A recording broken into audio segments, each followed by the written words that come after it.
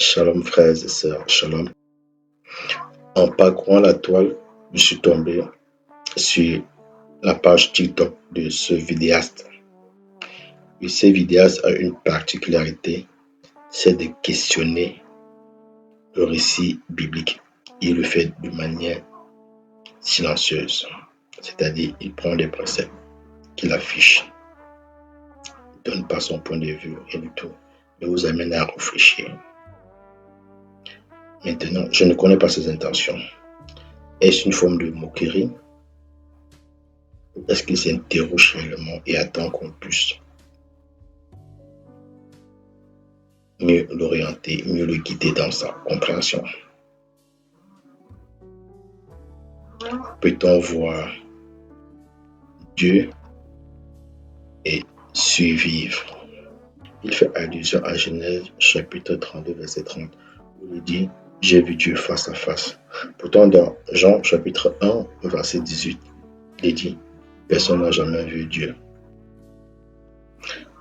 Déjà, avant d'aller dans Genèse chapitre 32 et 30, essayons de parcourir l'historicité biblique et prenons deux exemples de personnes qui se sont retrouvées face à une entité qui ont craint pour leur vie. Le premier exemple nous vient de Gédéon. Nous allons prendre Juge chapitre 6 au verset 22. Il dit ceci.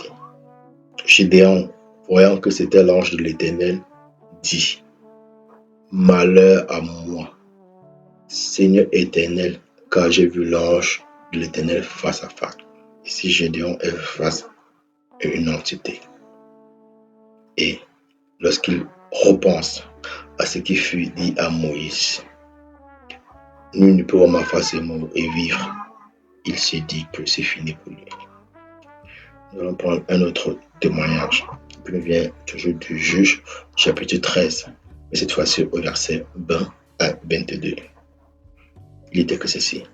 Or, quand la flamme monta de l'autel vers le ciel, l'ange du Seigneur monta dans la flamme de l'autel. Voyant cela, Manoah et sa femme tombèrent face contre terre. Désormais, l'ange du Seigneur ne leur apparut plus.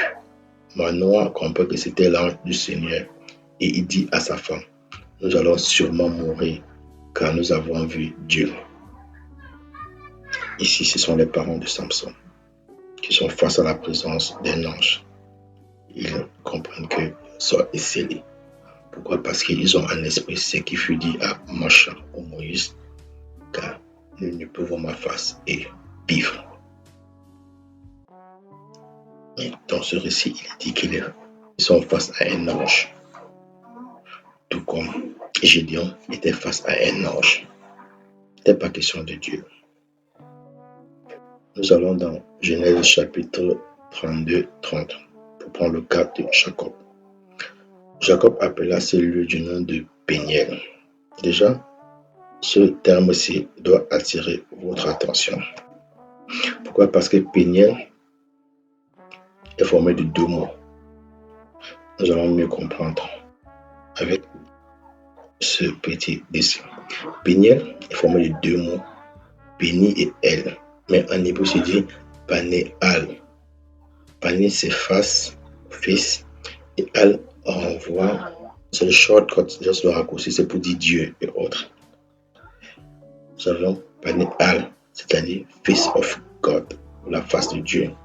Tout comme dans Emmanuel, nous avons deux mots, Emmanuel et El.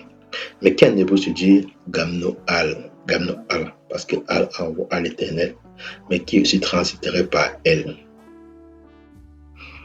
Donc, Gamnoal signifie God with us, donc Dieu avec nous. Donc, Panéal, Face of God. Nous repartons dans le précepte. Jacob appela ce lieu du nom de Péniel, car dit j'ai vu Dieu face à face. N'oublions pas que ce n'était pas la première fois que Jacob se retrouvait face à une entité. La première fois, c'était lorsqu'il mena un combat contre cette entité qui l'attaqua. Cette entité, c'était pas Dieu. Pourquoi? Parce qu'il faut faire très attention lorsqu'on utilise abusivement le terme Dieu. Déjà, le terme Dieu n'est pas d'origine hébraïque, ça c'est un mot d'origine grecque qui fut inséré par les traducteurs. Mais allons sur la base de ce qui est écrit. Lorsqu'on dit Dieu, il est de votre responsabilité de savoir de quel Dieu il s'agit. Est-ce un ange? Parce que Dieu, c'est juste un titre qui signifie pouvoir, puissance. Mais je reste à savoir, est-ce que c'est l'Éternel ou est-ce un ange? Pourquoi? Parce que dans Somme, il dit quoi? J'avais dit, vous êtes des dieux. Comprenez qu'il y a deux entités qui portent le même titre. Donc, il ne faut pas confondre. L'Éternel est au-delà de ce qu'on puisse imaginer. Maintenant, sur des versions assez simples, lorsqu'on parle de Dieu, est-ce qu'il s'agit de l'Éternel ou il s'agit d'un ange? Jacob a eu à livrer un combat. C'était avec un ange, c'était pas avec l'Éternel. Mais selon certains traducteurs, ils vont faire comprendre au lecteur que c'est avec Dieu. Vous ne pouvez pas mener un combat avec Dieu, avec l'Éternel suprême. Autant pour moi. C'est pas possible. Et tout comme Jacob, ici, il dit avoir vu Dieu. Est-ce qu'il s'agit de l'Éternel ou il s'agit d'un ange? Pour ce faire, nous n'allons pas rester une jambiste. Vous devez avoir plusieurs comparateurs bibliques. Cherchez des versions plus anciennes qui ont des traductions qui se réfèrent à la culture hébraïque, qui se réfèrent à ce qui fut déjà, qui jadis fut fait autre. Vous n'avez pas créé quelque chose de nouveau. Donc déjà, sur le plan linguistique, il faudrait voir si tel mot dit réellement telle chose. Il faudrait également le comparer avec et utiliser différents comparateurs. Nous allons prendre Genèse chapitre 32 au verset 30. Nous allons prendre l'Amsa Bible. Je vais le lire en français. Et Jacob appela ce lieu du nom de Péniel, car dit-il, j'ai vu un ange face à face. Dans l'Amsa Bible, il dit un ange. Nous prenons la Bible Peshitta, ou dit Bible Translate. Et Jacob dit, j'ai vu un ange face à face et ma vue fut épargnée. Donc ici, nous avons le traducteur qui s'associe à ce qui était dit dans Gédéon, qui s'associe à ce qui était dit dans Juge chapitre 13 concernant les parents de Samson. Parce qu'il s'agit d'un ange. L'Éternel, il délègue, il ne vient pas. Il ne vient pas. Les anges ont été créés pour être à son service.